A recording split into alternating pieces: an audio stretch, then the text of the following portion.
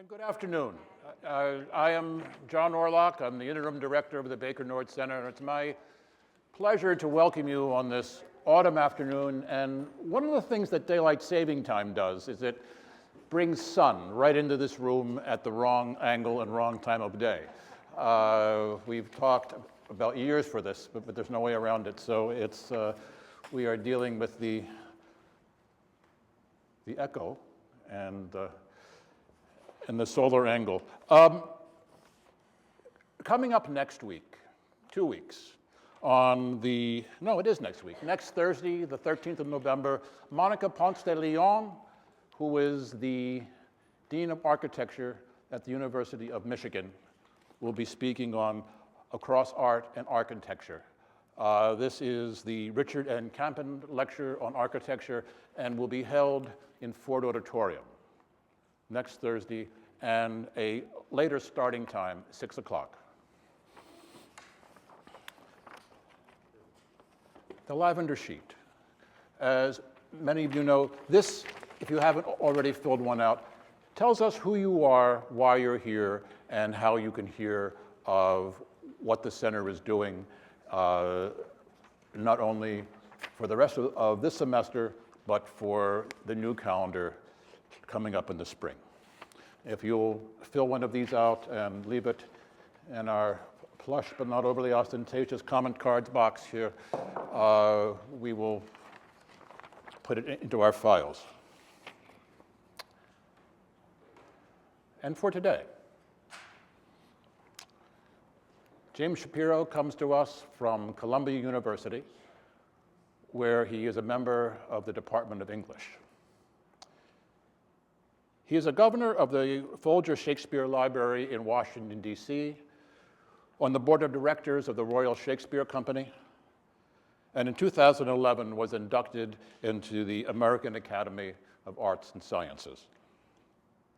In addition to his recent Shakespeare in America, Professor Shapiro has published widely on Shakespeare and Elizabethan culture.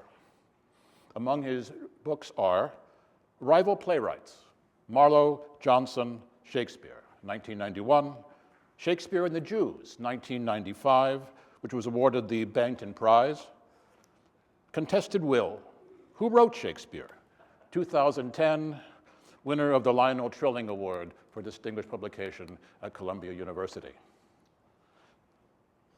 1599, A Year in the Life of William Shakespeare, winner of the Theatre Book Prize as well as the BBC Samuel Johnson. And this is a text that I have used in several of my classes.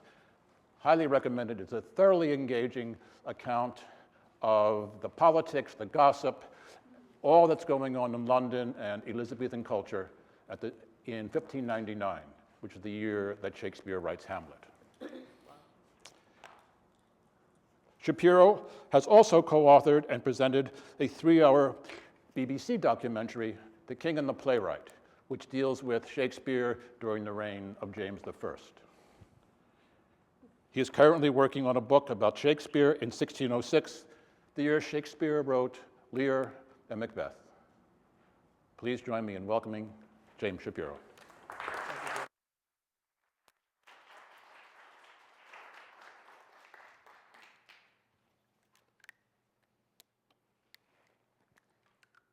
Thank you all for coming out this afternoon. I picked the perfect day to visit Cleveland and its beautiful art museum and this glorious campus. And I'm very glad to have been invited out here. And the drill is this. I'll speak for 44 and a half minutes and then open it up for Q&A. There's a mic in the center of the room. And for those who can't rush over there, stand up. I'll repeat the question because we're being taped. So whatever you say, keep it clean, and I will do the same. And mix it up a little bit. The talk that I'm about to give comes out of a volume for the Library of America. Are any of you familiar with that series? It's a wonderful series that includes the greatest writers over the past 200 years or so in American letters. The problem for the Library of America was that they ran out of dead Americans to write about. So after 250 volumes, for the 251st volume, they asked me to do something on Shakespeare, who is not American, and put together what great Americans or lesser Americans have written about Shakespeare. And the idea came to me sitting at an incredibly dull Library of America event that my Americanist colleagues, I think Andy Del Banco, who came and visited here recently, put together.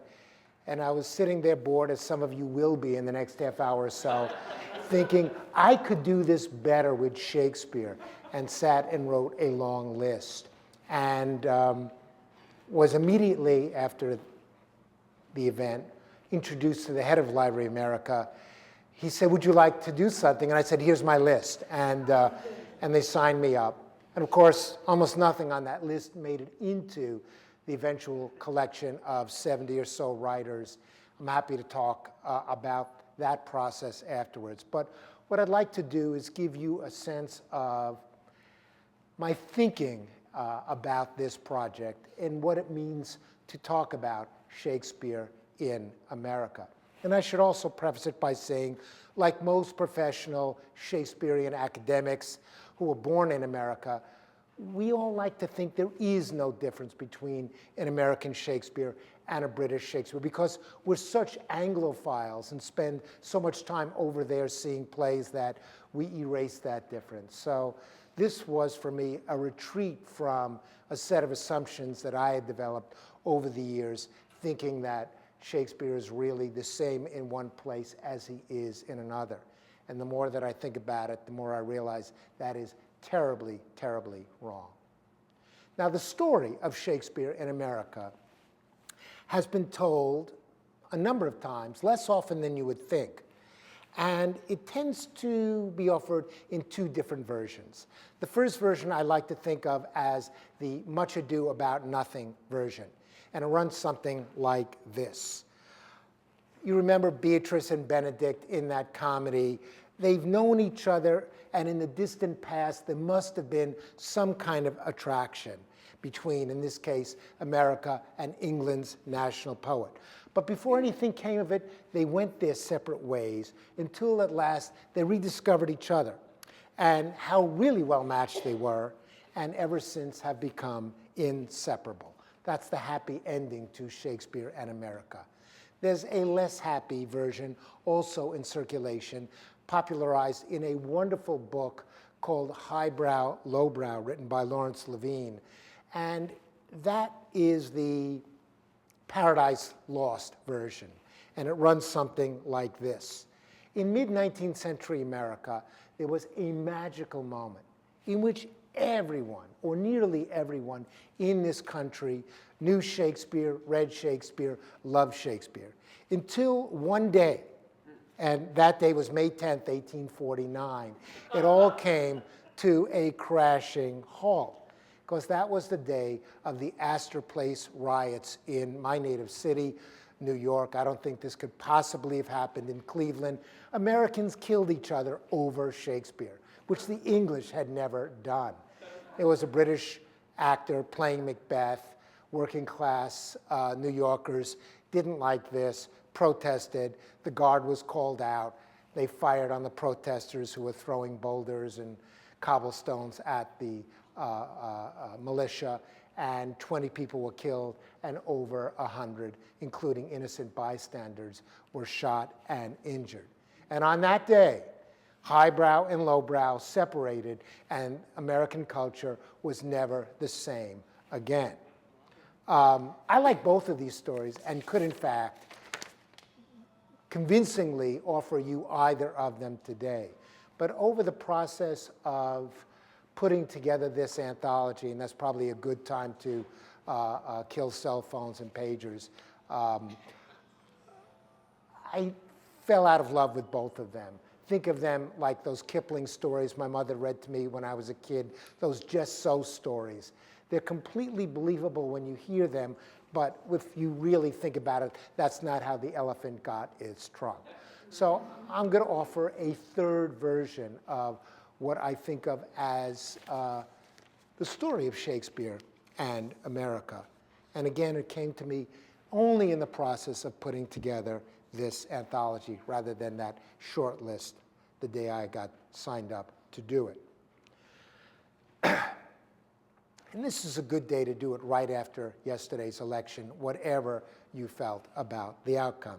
Because my argument is that we as Americans tend not to talk about, or talk about very well, things that divide us.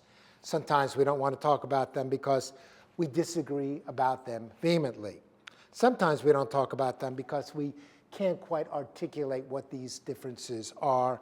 And sometimes we can't talk about these things because we're not honest enough with ourselves to admit the ways in which we believe one thing and say another, or pull a ballot in a voting box when nobody else is looking. And this is going to be my third way to talk about Shakespeare in America. My argument then is that American poets and playwrights, novelists and essayists have turned to Shakespeare time and again to try to say what they can't express any other way, as directly or as honestly, about our culture. Shakespeare serves as a touchstone, and we as Americans have looked to his works to test sometimes harsh and otherwise suppressed truths about ourselves. In offering this argument, I'm suggesting that taken together, what American poets and novelists and humorists and essayists have written about Shakespeare over the past 2 centuries or so offers an alternative, if less soothing or reassuring version of United States history. One other revelation for me in putting this collection together and in steeping myself in the rich body of American creative writing about Shakespeare is that playwrights and poets have done a much better job of identifying what's crucial about Shakespeare than academics have. And for that reason, I left out entirely academic writing about Shakespeare. It would have been unfair to the academics to have put themselves next to Mark Twain or Woody Allen, for that matter, both of whom do find a place in the anthology. I like to flesh out my argument by offering 3 case studies, which I think are representative ones, of American writers who have engaged with Shakespeare. The first was America's 6th president. The second was the first American woman to win the Nobel Peace Prize. And the third was a Japanese American who was incarcerated in Topaz, Utah during the Second World War, all 3 of whom wrote brilliantly and compellingly about Shakespeare. And I think it gives a kind of sweep, East Coast, Midwest, West Coast, as we go from Boston to Chicago to Utah and Oakland, where the third individual wrote. I also hope by briefly exploring what they've written about Shakespeare, and I could have chosen any of 70 other writers to work from, whether the issue is race relations, immigration, or who counts as one of us as an American, or paternalism in the industrial workplace, militarism, even marriage and the family, issues that continue to divide us in the streets and in the polls these days.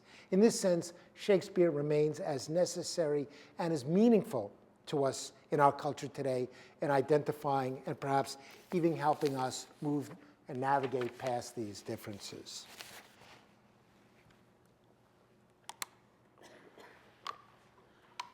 Before turning to these 3 case studies, it's obligatory in a lecture in a late afternoon to make you laugh at least once, maybe twice. So I'll begin with an anecdote that I hope will do so for at least a couple of you.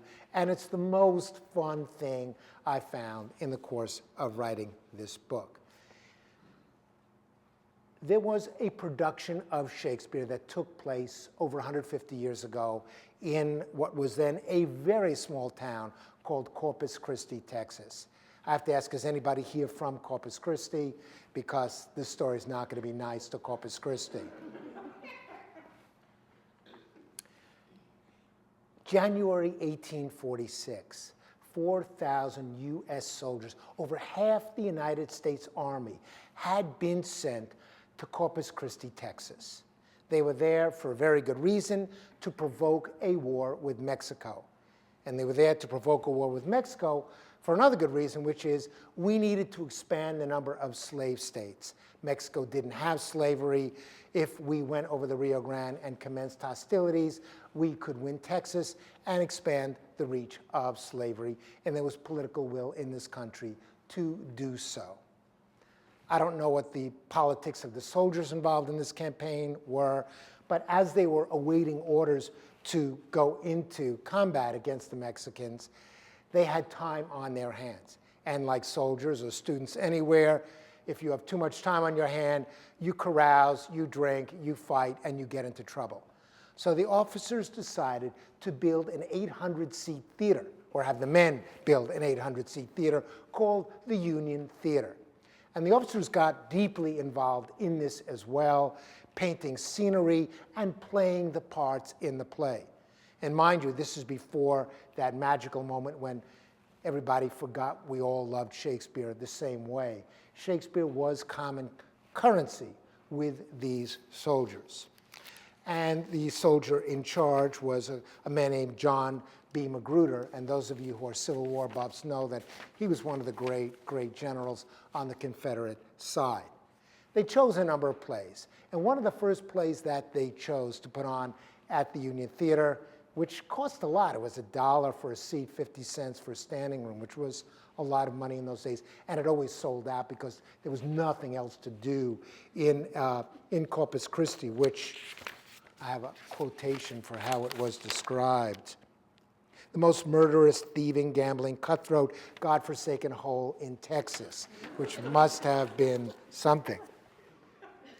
Anyway, they cast the Moor, Othello, handsome, charismatic guy named Theodoric Porter. And then they had to cast Desdemona to play against him, and there were only men available. And the first man they chose was James Longstreet. And for those of you who know anything about Civil War or even the Great Battle of Gettysburg, Longstreet was a big guy. He was my size and just wrong for the part physically. Setting aside gender, he was just too big. You can't have, you could have, but they decided not to have a Desdemona that much bigger than Othello. And a white guy is playing Othello. So they searched around and they found a younger officer who was only 5'7", 135 pounds. He had a beard an inch or two, but they all had beards, so that wasn't going to be a problem. And his name was Ulysses S. Grant. Ulysses S. Grant really got into the role of Desdemona. He rehearsed it, he loved it, he knew it, and he was ready to play it. But Theodoric Porter, who happened to be a very close friend of Ulysses S. Grant, refused to play against Grant, saying he couldn't generate any sentiment, was his word, for Desdemona in this role.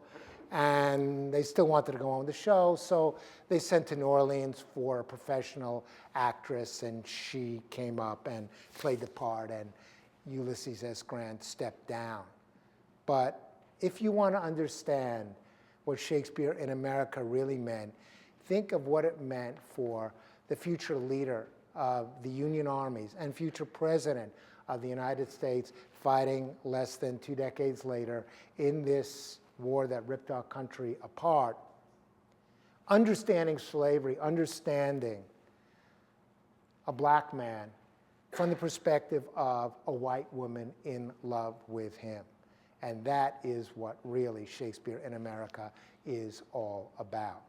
Unfortunately, they did not tape that great production, and no one there other than Longstreet, whose quotation I've read and worked into this description, has said anything about it. Grant, in his wonderful autobiography, skips over somehow his being passed over for the role of Desdemona.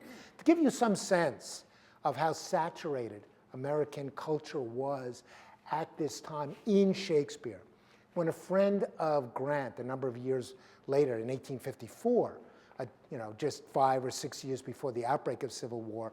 Grant was in the Pacific Northwest, a gloomy place for those of you who have been to the Pacific Northwest. It rains all the time. He took to drink. He wasn't a good drunk.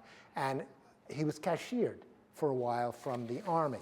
And a friend of his wrote to another friend, he's like Michael Cassio, Lieutenant of Othello, in Shakespeare's play. He's a great guy, but he can't hold his liquor. So you could just mention Michael Cassio in a letter, and anyone reading it is going to know exactly what that means. The staging of Othello in Corpus Christi invites more questions than the very few surviving details I was able to find out about it can begin to answer, not least of which is, why did they perform Othello of all plays? And since it was Othello, how did its production speak to its time and place? And one thing you realize is Othello, for us now, is a play about race. It remains a play about race. But for soldiers, it was a play about going to war, about being passed over as they were all vying for promotion at a time when there were very few promotions available in the U.S. Army. And the play changes its meaning in response to changing circumstances. In England, at this time, it was possible for a black man to play Othello on the stage, and the great American actor Ira Aldridge had debuted as Othello in 1825 in London. But it would be over a full century later, before the first African-American, Paul Robeson, was allowed to be Othello on Broadway. So if you want to mark the history of race in America, there are a few better ways of doing it than by tracking productions of Othello. One of the things I got really interested in was, did they do Othello in the South before the war? And if they did, how did they do it? And scholars who have written on this call this the great Bronze Age of Othello. He wasn't too black, he wasn't too white, he had that copper tone tan, and that was the way they mostly staged Othello. And if you went to Alabama or Tennessee, you would see productions of Othello all the time, right up to the end of the war. I think the war radically changed the way that Southern audiences were able to turn a blind eye to the fact that this was a play about a black man rather than a white man. And the last holdout, and I anthologize one of her brilliant essays about Shakespeare, and the anthology is, I don't know if it's 50-50, but it must be pretty close, because women in America, especially in the 19th century, before academic men took over writing about Shakespeare, wrote quite brilliantly about Shakespeare. And this was a Southern woman named Mary Preston, and she wrote about the war through the prism of Shakespeare, writing about Julius Caesar or Richard III and thinking of the Confederacy. But she wrote an essay about Othello, and it concludes, Othello was a white man. To her dying breath, she believed that Shakespeare wrote about a white man, not a black man, whatever the messy details that call him black in the play might suggest. So I'm using this anecdote to set up just how contested Shakespeare has been and can be for us on matters that continue to divide us. And I should say, at no period in our nation's history was Shakespeare more necessary than during the Civil War. And in that brief period, among those who would turn to Shakespeare to wrestle with what was tearing our country apart includes Emily Dickinson, Nathaniel Hawthorne, Mark Twain, Oliver Wendell Holmes, Melville, and Lincoln himself, of course, who sat in the White House and recited passages from Macbeth and from Hamlet. Not Hamlet's speeches, but Claudius's guilty speeches, which he had committed to memory.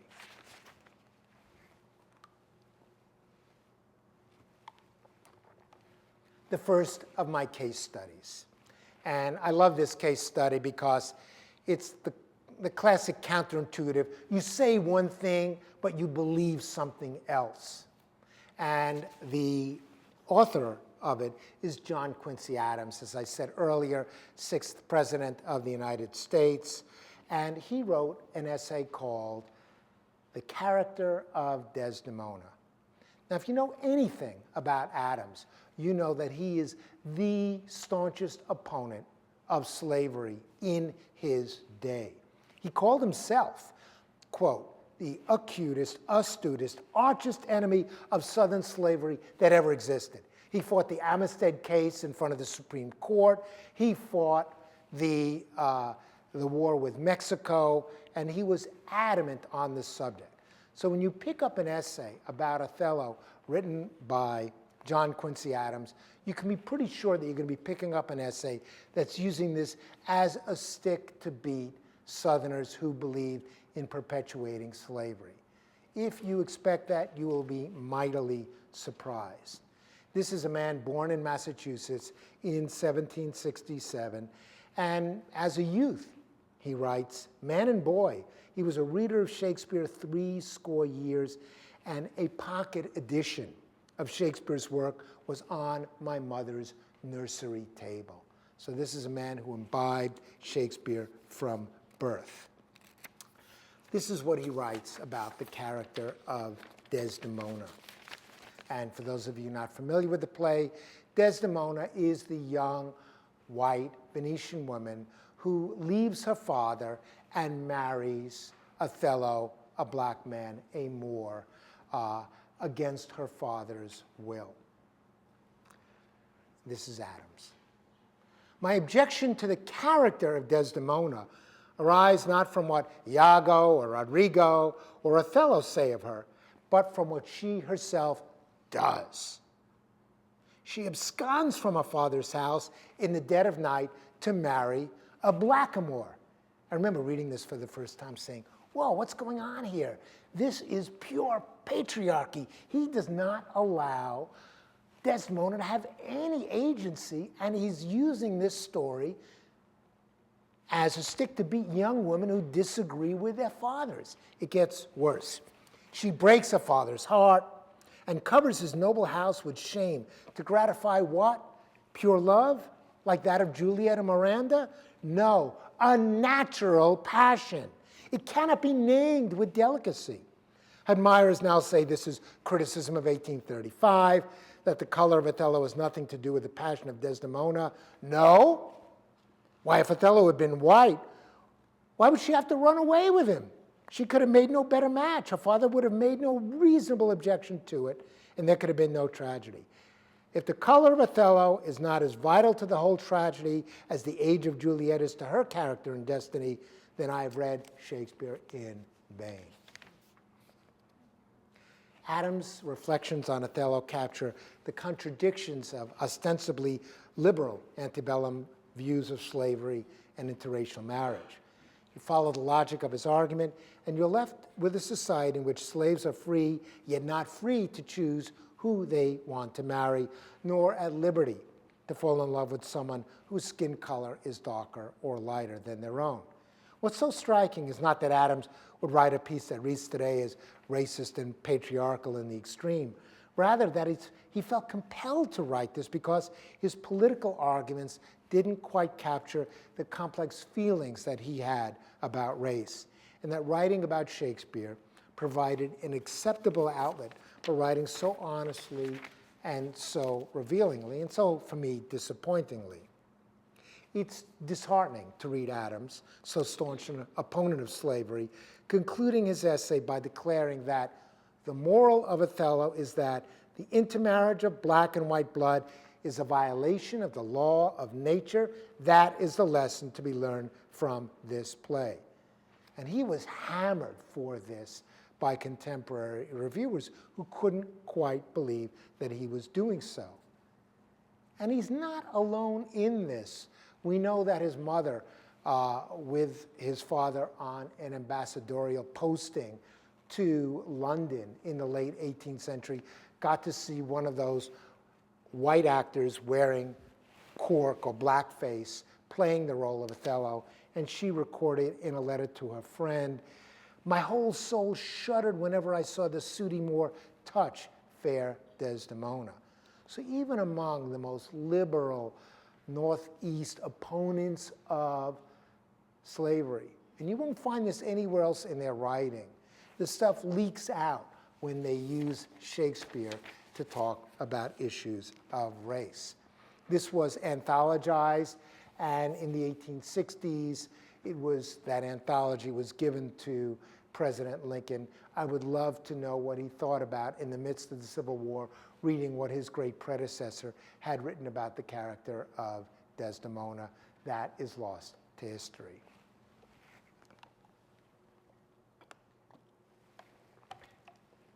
My second case study turns on another great Shakespearean tragedy, King Lear. And I should say in advance that Americans seem to be really geared up writing about the tragedies. The comedies and the histories offered somewhat less purchase for them in struggling with the great American issues. This was written by Jane Addams, Addams, no relationship to any of the presidents. It may still be a familiar name through Hull House in Chicago for some of you. She was one of the great reformers of her day. And she was born into Chicago aristocracy. And she was also born to an incredibly patriarchal father who did not want to let her go east to college and kept her near home. And one of the best things her father ever did for her was to die young and release his hold on her. But any young woman writing about King Lear and the patriarchy may be thinking about her dad. So what I love about Jane Addams' essay called A Modern Lear is, one, it anticipates what new historicists and other scholars discovered a century later, which is you can write about Shakespeare and contemporary politics at the same time. Two, she anticipates Adrian Rich and other writers a century later who realized you can write about patriarchy and Shakespeare at the same time. This was an essay way, way, way ahead of its time when it was written in 1895 and delivered in lecture rooms quite like this as she took it on the road, mostly speaking to women's groups. Here is what prompted her essay: the Pullman strike of 1895. Another famous moment in American history. Now, I was never taught. Was anybody taught about the Pullman strike in school? Okay, people of a certain age raised their hands. The rest of us did not. Here's the Pullman strike in 30 seconds. There was a very powerful industrialist in the mid or the late 19th century named George Pullman, and he built those famous Pullman railway cars. Pullman decided all the people who worked for him just outside of Chicago had to live together in a town of his creation. And struggling for a name, he called it Pullman. And if they wanted water or any other utilities, they had to buy it from Pullman. And they couldn't own in Pullman, they had to rent from George Pullman.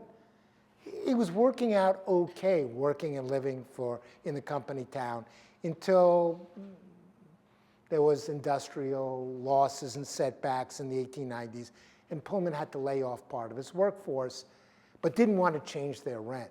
So these were people who couldn't pay their rent, couldn't live in the company town, and were distraught. Individuals like Jane Addams, who were powerful and knew Pullman, reached out to him and said, cut them some slack. Pullman felt he was maligned, he wasn't going to budge, and he was a man more sinned against than sinning. The workers went on strike. You have to understand, railways, it was not just Amtrak in those days. This was the center of commerce, of transportation, and communication. It was somebody throwing a strike against the internet at that moment. So the President of the United States sent in troops and broke up violently that strike. Jane Addams looked at this and saw it through the prism of Shakespeare, saw this as she called it, a modern Lear. And what does she write about it? We have all had glimpses of what it might be to blaspheme against family ties. This is the father stuff. It would probably be easier to compare Pullman to the family tragedy of Lear, which we can discuss without personal feeling. Well, of course, there's personal feeling involved, but it gives her enough distance to engage this subject. And this is what she writes. It shocks our ideal of family life that a man should fail to know his daughter's heart because she awkwardly expressed her love, and that he should refuse to comfort and advise her, though all difference of opinion and clashing of will. That a man should be so absorbed in his own indignation as to fail to apprehend his child's thought, that he should lose his affection in his anger is really no more unnatural than the man who spent $1 million on a swamp to make it sanitary for employees.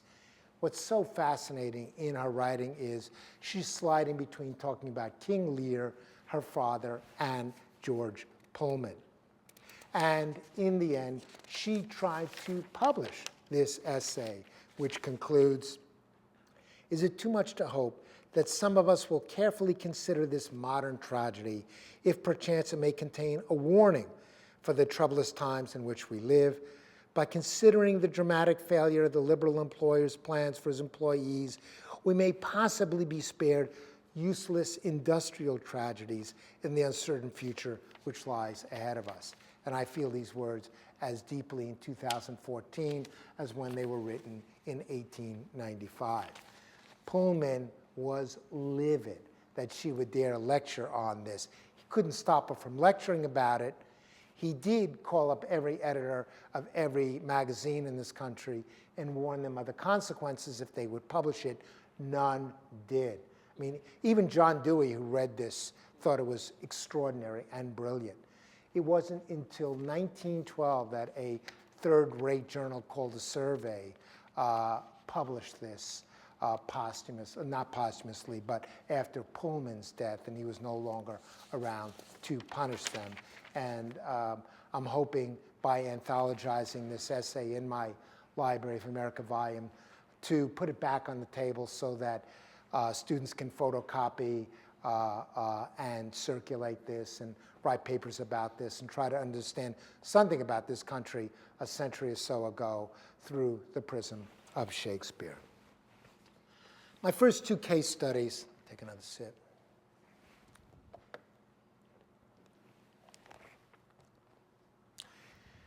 My first two case studies touch on struggles on our nation's history that we can't seem to get quite past, and that Shakespeare's works have allowed us to see with unusual clarity. Struggles over the desires of the powerful to control the sexual lives and working lives of others. My final example speaks to an even broader issue that continues to divide us, and that is, you can call it immigration, you can call it, who do we decide is an American? And of course, in deciding who can be an American, we're describing what we believe to be the essence of an American. And Shakespeare, over the past 200 years, has repeatedly been enlisted. Kind of odd that an Englishman is enlisted to help decide who is or who isn't an American, but that has been one of the paradoxes of what it means to be an American. Once again, the usually comforting dividing lines, liberals versus conservatives, Northerners versus Southerners, creative types versus reactionaries, get complicated and confounded in this example as well. I'm thinking on this immigration question of a couple of pieces that are included in my anthology that really struck me. One is by the great late 19th century, early 20th century senator from Massachusetts, Henry Cabot Lodge, who wrote a really quite brilliant piece about Shakespeare's Americanisms, which you can read as a linguistic essay about the ways in which the terms we use in 19th century America are closer to 16th century London usage than contemporary British usage. So it's an argument for the greatness of Americans.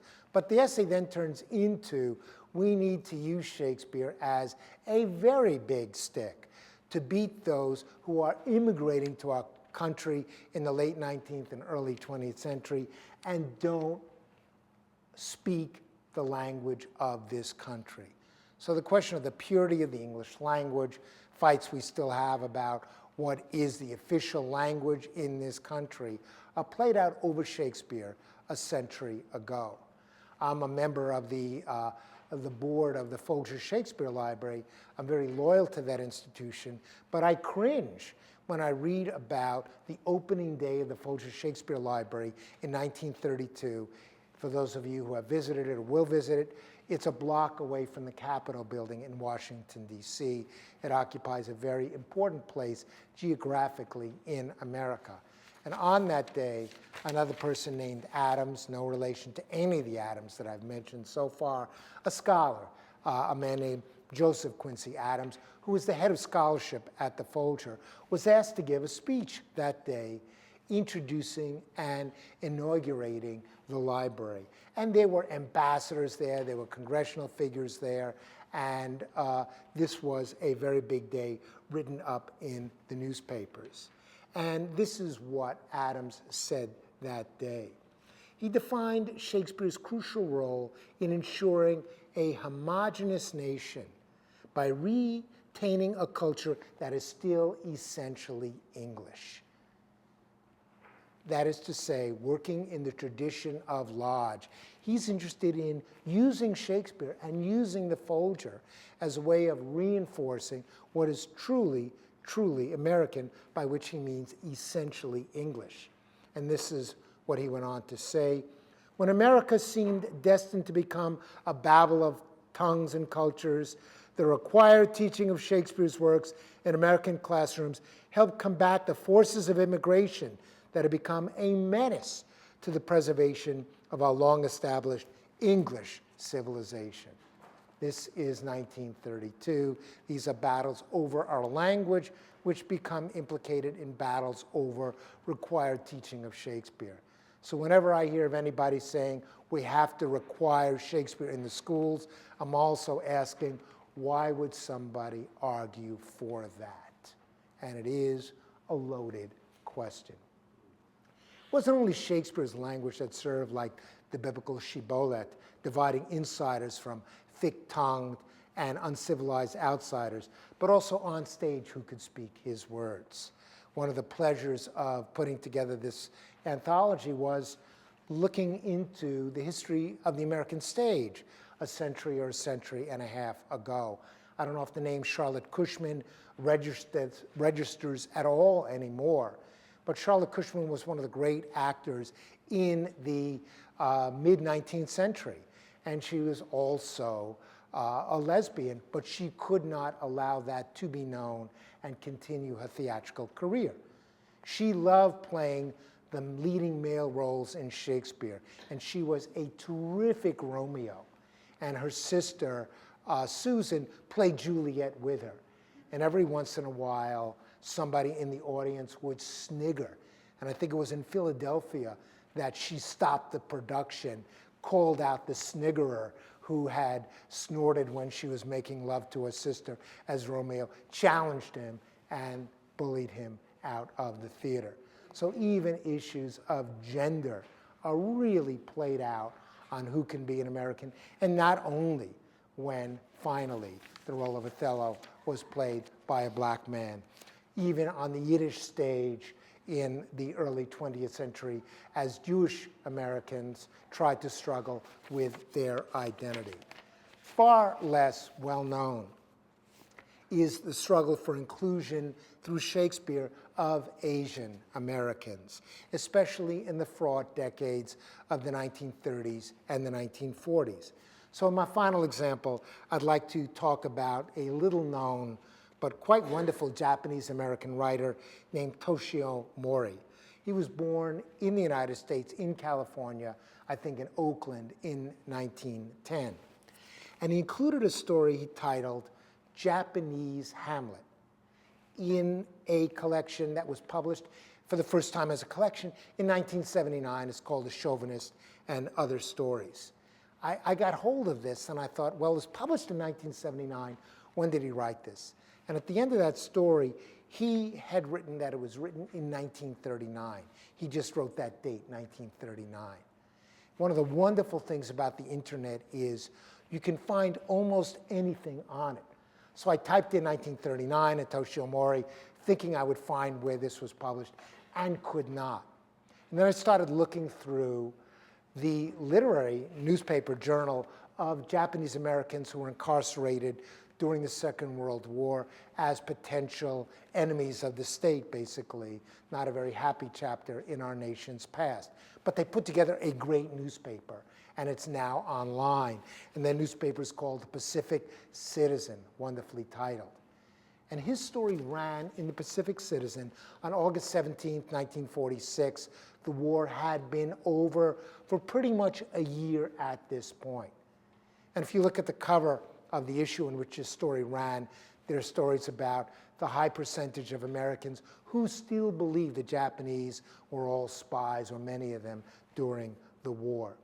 And the story that he later publishes as Japanese Hamlet is called in this newspaper Schoolboy Hamlet, the Schoolboy Hamlet. And it cuts differently when it is included in a newspaper meant for other Japanese Americans in the immediate aftermath of the war, when they are trying to fit back into American culture. It's a story about a young man who sees himself as Hamlet. And as a Japanese American, he wants nothing more than to play Hamlet on Broadway. That's his vision. That's his dream.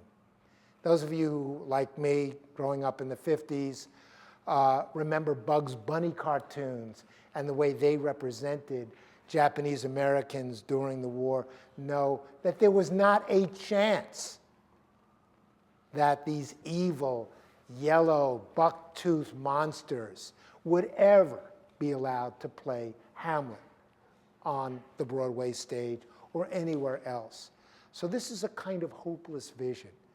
But for his readers, it was also a story about a young man who refused to grow up, who refused to listen to his parents, who refused to get a job. So it was Hamlet in many, many ways and in many, many respects.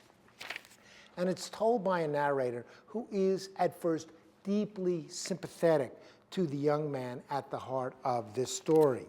And his name is, wonderfully, half and half, Tom Fukunaga. The Tom, the part that fits in, the Fukunaga, the part that cannot be assimilated into what an American is at this time. And these two men, the narrator and Tom, sit and read Shakespeare all the time, or rather, Tom spends his life reading Shakespeare to the narrator. I'll give you a quote. Each time Tom handed me a volume of the complete works of William Shakespeare. He never forgot to do that.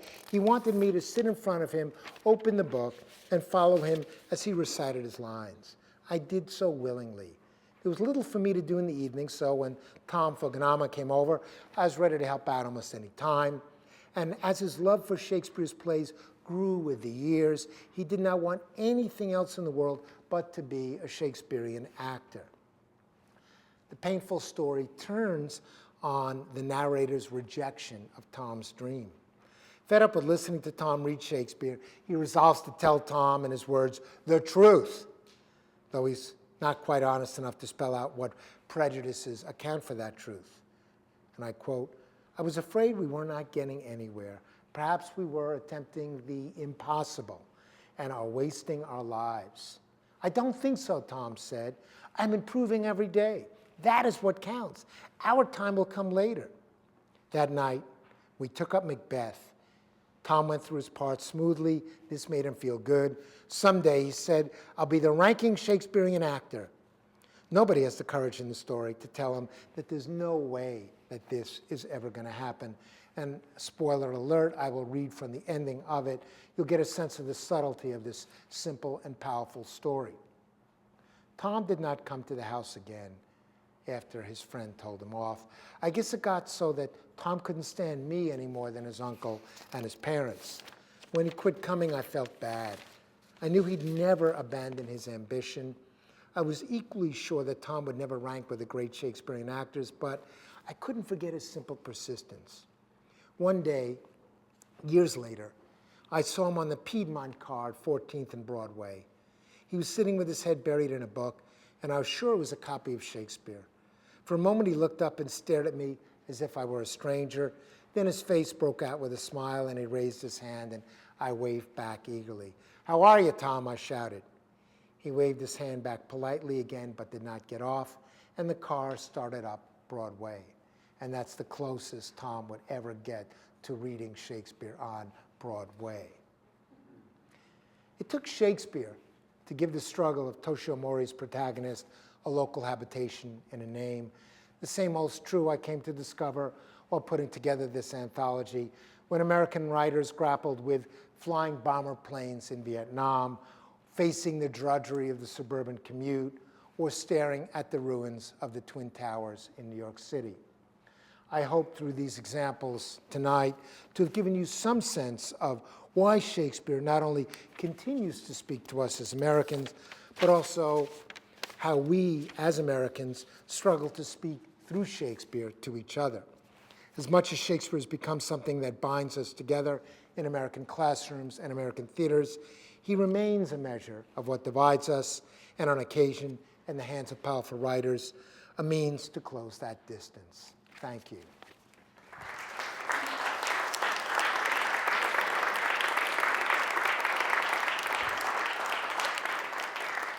I'm very happy to take questions again. If you want to come up to the mic, that's fine. If you don't, ask a question, and I will repeat it in a way that makes it easier for me to answer, turning statements into questions at the same time. But just stand up if you would. I have a small, not significant anecdote. Last summer we had visiting us a young English woman who's a writer. You better go to the mic because I won't be able to repeat this story. Come up here and swing around. It's kind of hard to get between the Gotcha. chairs. Gotcha. Go ahead. All right. This summer, we had a young English woman visiting us who is a writer, so conscious of language. And we had gone on a hike. And I said to her, I would have gotten more tired if we hadn't gotten lost. Whereupon she said to me, you speak Shakespearean English. I said, oh, how would you say that? She said, I wouldn't use the verb got. I thought that was interesting. Yes. And there are English isms that persist. I'm not sure that it would sound strange to anyone in this room to hear me say I would have gotten more tired. Exactly. Well, I'll hold that. There are a lot of ways in which the language we use, take care guys, feels and sounds Shakespearean, and the whole question of usage is a vexed one in what counts as standard English today. So again, the conversation you had on the hike is not necessarily a politically or socially loaded one, but it's always one step away from that for me. But you're quite right, and what constitutes even, there's a whole movement now to go back to OP, original pronunciation of Shakespeare's words on stage, which I think is a very noble effort. I'd also like to go back to 16th century bathrooms and 16th century no shower, and what it'd be like to stand in a pit with 700 people who haven't showered in a year, some carrying plague. I mean, if we're going back to original circumstances, nobody over 5'6" would be allowed in the theater if we're trying to get back, or anybody who weighs over 150 pounds or so. But one of the interesting things is people say an Appalachian accent sounds closer to what was going on than today. And it's a very, very interesting question. But, this, I'll give you the mic next. yeah, that issue of like retaining features of the speech of England in American speech, of a speech from an earlier part of time in England, is very well documented and studied by linguists. You know? Yes. And anytime you have like a language group that separates from the mother group, you're going to have that kind of a situation. Yes. You know. Yeah. Now the question. Yeah, my question. I was really interested in I teach Japanese here, and I teach Japanese popular culture, and I'm interested in this. I'm very interested in the last. The Toshio Mori. Yeah, yeah, and yeah, and could you? Well, I'm just very interested in it. Maybe I want to ask you more about that afterwards. Sure. I'm not quite sure, but also, let me. I'm sorry. You know, right now I'm in my popular culture class. I'm showing the students an animation, a Japanese animation that deals with the bombing of Hiroshima. And after I show this particular animation that is very much anti-war and anti-militaristic, next week I plan to show a feature of Japanese animated propaganda from the 1940s, and it presents like American characters in a very bad light. And I'd be interested to know, for example, what were some of the Bugs Bunny animation that you were referring to that you saw as a child? Like, were they made in the 40s or the 50s? It'd be very interesting for me to do a comparison of what I'll be showing. You know, this Toshio Mori story is only 1,200 words long, so it's easy to slip into a syllabus. And it cuts across many different disciplines. When I was 9 years old and laughing at Bugs Bunny's prejudicial stuff, I didn't check the Roman numerals at the end to see whether it was 1940 or 1945. But my guess is that it was done during the war. Let me hand you the mic, sir. I apologize. Can you hear me? I can hear you. Okay. Yeah, I have two questions. I'm kind of nervous. The first question is, I went to Great Lakes Theater, Hannah Theater, and they have, I think this season, for the 2014-2015 season, they're going to have two Shakespeare plays, The Merry Wives of Windsor and Tempest. Oh, I see. Sounds like other people have been already. Okay, so I went to Merry Wives of Windsor. My question is, I could not understand what they were saying. So you just said that there are some people who want to return to well, my question is, were they using Shakespearean English or Old English? Is that what? Yeah, I'll answer that. Throw me the second question, I'll do them both. I heard one of my professors at college, I attended Bowling Green State University. He told us, he's dead now, but he told us that one of his students came back to him and told him that he scored a higher LSAT score because he made us read Shakespeare. And I want to know, do you think that's true? Do I think that's so? That's a two good questions. Is that true? Yeah. Both really good questions. I never took the LSATs, but I have a lot of students who have. I think an immersion in literature and language and logic is probably a pretty good thing to have, whether it's going to help you on the SATs or LSATs or in your marriage. I can't answer that. I used to teach Merry Wives of Windsor to very bright pre-LSAT Columbia undergraduates and just pulled it from the syllabus. I was talking earlier with one of your Shakespeare scholars, and we're talking about how many plays and which plays you're putting on. I don't know, Maggie, whether you teach Merry Wives or not. Do not teach Merry Wives. It begins with prose that are impenetrable. And it's Shakespeare's only suburban comedy. And it is almost impossible to translate suburban conversation into something that we understand today. So put that at the bottom of your list. Now, this is a pressing question for me. One of the hats that I wear when I'm not lecturing or writing or teaching is I advise all Shakespeare productions at the New York Public Theater. the Shakespeare in the Park Theater. And in the winter, we're not doing Shakespeare in the Park. We take Shakespeare right now, in fact, today even, to prisons. And I'm not in prison today because I'm here. But last week I was in Rikers, which is the largest prison in New York City. I was in Rikers Women's Prison. And my job was to take a Shakespeare play that I'm told, I don't get to choose it. We chose Pericles, and reduce it to 90 minutes, and then make it so that those who are incarcerated in Rikers and other facilities and juvie centers can understand what that play is about. And if it's not accessible, and if they had the equivalent of Your Merry Wives experience, I would have failed. And I'm sitting there watching to see if the inmates get it or they don't.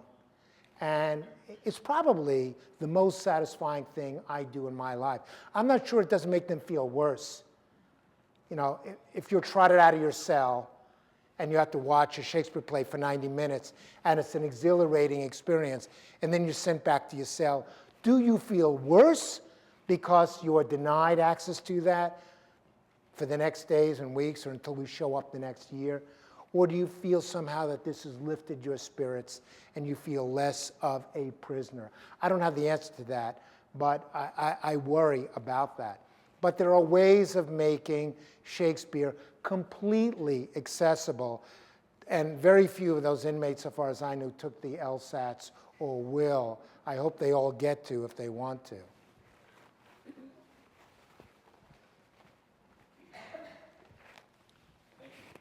Isaac Asimov, who, as you know, was quite a fan of Shakespeare, had the theory, which I think is intriguing if unprovable, that subconsciously we as a culture, the language has not changed nearly as much since Shakespeare's day as it did in the equivalent time before Shakespeare, because on some level we never want to grow away from being able to understand Shakespeare and the language he wrote. Do you think there's anything to that? I love that. I love Asimov, by the way. One of the best known writers about Shakespeare, also included in this anthology. Another spoiler alert. He never got taken seriously by people like me. And he really, really hated it. So he wrote a story, sci-fi, a time travel story, in which a guy's brought back from the past into a classroom, and he fails the class. It's a Shakespeare class. And of course, the punchline is, it's Shakespeare who fails the Shakespeare class. And it's people like me who don't get it. But I think Asimov is right on target with that. I really, really do. Question back left. I will pass the mic for you. I have a question, too. Oh, please, go ahead first. Easier. In your work, Shakespeare in America, what have you included on Lincoln and his love and use of Shakespeare? Lincoln is at the heart of Shakespeare in America. Abraham Lincoln loved Shakespeare. Didn't take Shakespeare in college, obviously didn't have that experience growing up. And he had a deep feeling for Shakespeare. Late in the war, he was having his portrait taken. He was bored. And one of the ways he amused himself was reciting speeches. And the speeches from Macbeth about evil were the speeches of Claudius about feeling guilt-ridden. I would say I've never come across anybody who read Shakespeare more personally or deeply than Abraham Lincoln did. And of course, one of the great ironies is the man who assassinated Lincoln was a Shakespeare actor who, and this is also in the anthology, John Wilkes Booth, quotes lines from Julius Caesar as justification for killing Lincoln. If you can't make this stuff up if you're thinking about how potent Shakespeare was in America at this time. Each of them believed in Shakespeare. Each of them heard the words of Shakespeare, but to different ends. Let me pass the mic back to that gentleman right there.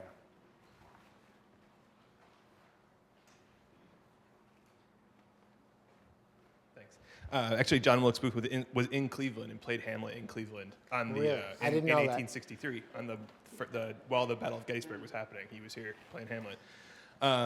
So it's funny that you mentioned Rikers Island and sort of Shakespeare in prison, because one of the more interesting things Shakespeare productions I've seen in the past few years is an Italian documentary of Julius Caesar, which is being performed. Yeah. Oh no, this is a movie.